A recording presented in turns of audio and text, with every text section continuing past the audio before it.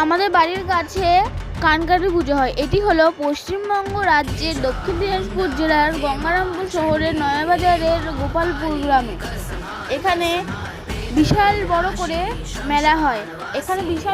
মেলা হয়। আপনারাও আসুন, বিভিন্ন খেলাগুলো দেখুন এবং আনন্দ উপভোগ করুন। এখানে প্রসাদ বিতরণও হয়, আপনারা আসুন।